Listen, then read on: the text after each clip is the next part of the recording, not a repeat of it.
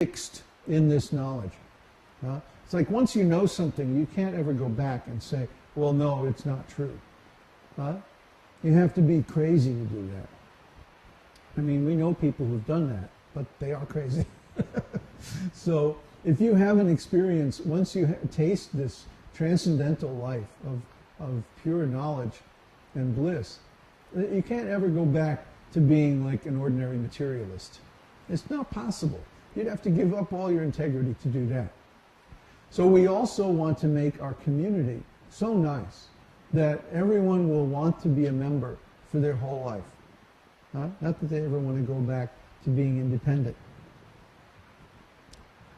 So,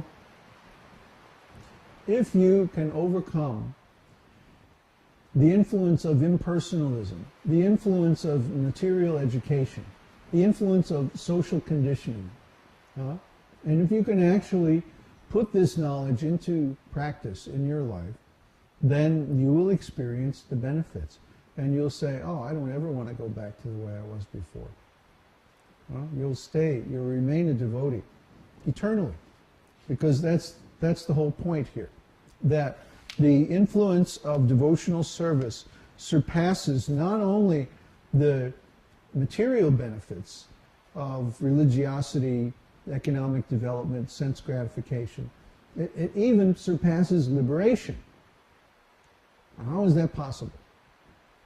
Well, when we become aware of our actual identity, our actual spiritual nature, who we really are in the spiritual world, our eternal identity in relationship with Krishna, means we have a service relationship with Krishna. And we realize that relationship, and we have access to that point of view, that consciousness. So we can go there, we can be there with Krishna, and we can engage in our eternal service activities in relation to Krishna at any time. This is called self-realization, technically called svarupa siddhi, that one becomes, he gains the perfection of knowing his eternal relationship with the Lord, and then acting in that relationship on the spiritual platform at any time. Once you have attained this, think about it. You're in the spiritual world. You're present with Krishna directly. You're in your spiritual body. You're performing the spiritual activities of your eternal identity anytime that you want. So you have already got everything that is included in the 4 different kinds of liberation. Isn't it? You know the 4 kinds of liberation? What are they? Well, there's 5, but one is impersonal. Yeah, we don't care about that one. Sarupya, which is having the same form. Speak up so people can hear you. Sarupya, Mukti, which is having the same form as the Lord. Salokya, Mukti, which is living on the same planet as the Lord. Sarshti, which is having the same opulences as the Lord. And Samipya, which is having the personal association of the Lord. That's right. I hope you all heard that.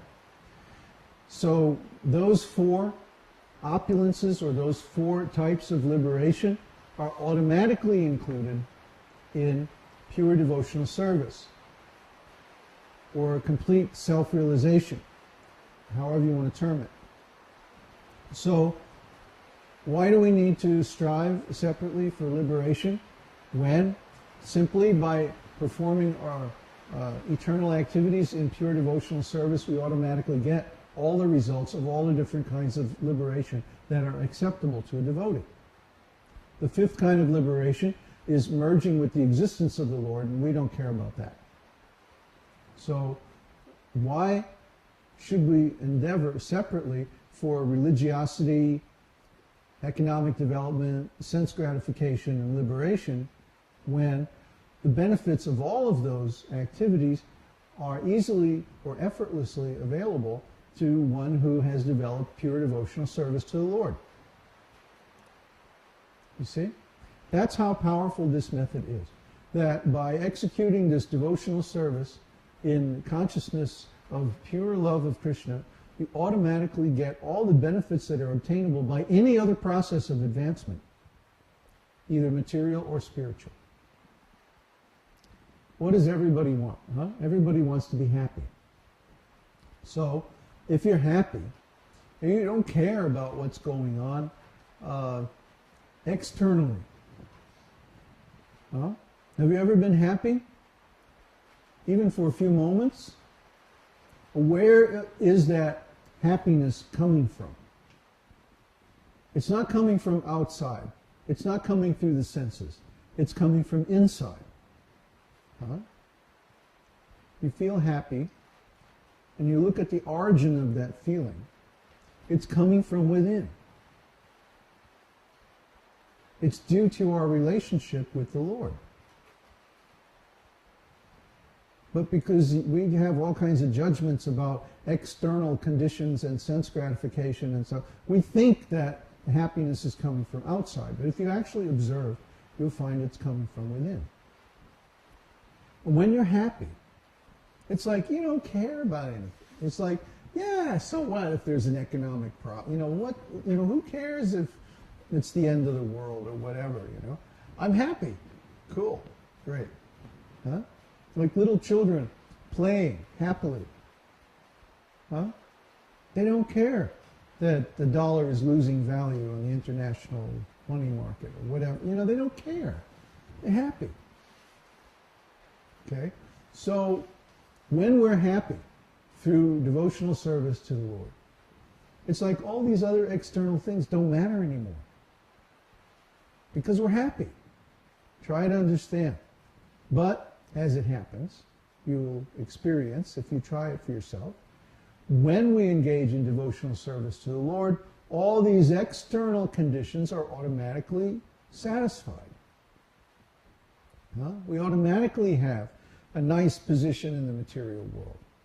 Huh? By the grace of the Lord, by the mercy of the Lord. He wants his devotees to be protected, to be happy, to be satisfied, to be opulent, to be safe. And he automatically arranges for his devotees that they're taken care of, they're protected. Huh? First, we're protected by knowledge. We have access to so much knowledge that ordinary people don't have. How was it that 5 years ago I could say, there's going to be a problem, there's going to be economic collapse? Huh? Mike found it on some old posts that I had made on Yahoo like 5-6 years ago. Huh? I knew that. I could see it coming. Why? Because Krishna revealed it to me. And he will also reveal it to you if you're sincere. There are also some devotees who still don't believe that this economic problem is going to affect anything. Can you imagine that? Why is that? They're not sincere. They don't see that their ability to perform devotional service actually depends on the economic health of the whole society. And if they don't have a society, if they don't have a community that has its own economy, separate from the corporate economy, they're going to suffer. This is what we're talking about. See, we have this knowledge about economic things that allows us to predict what's going to happen with the consensus or the corporate or the mass economy. And it also allows us to construct an economic system that's independent of that. We know how to do that. Huh?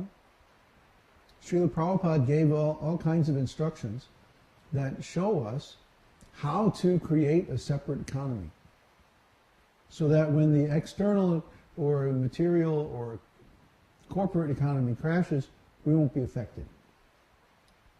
He showed us how to do that. But have his devotees, have his students implemented those instructions? No. Why? Because it was politically inconvenient. So Now, so many thousands of devotees are deprived of the benefit of Srila Prabhupada's knowledge and instructions because these rascals didn't follow his instructions. They didn't establish self-sufficient, independent farm communities. Yes, they bought a few farms here and there, but they never built them up into separate economies the way Prabhupada wanted. They simply sent people out to raise money in different ways and then spent it on land and cows and stuff like that. But they never actually developed any crops or anything like that. Like when I was at New Talavan is like 3,000 acres. It's enormous. It's huge. You could easily feed 100 people or 200 or 300 people from that land. But they can't even raise enough vegetables for their temple kitchen to feed 20, 25 people that live there.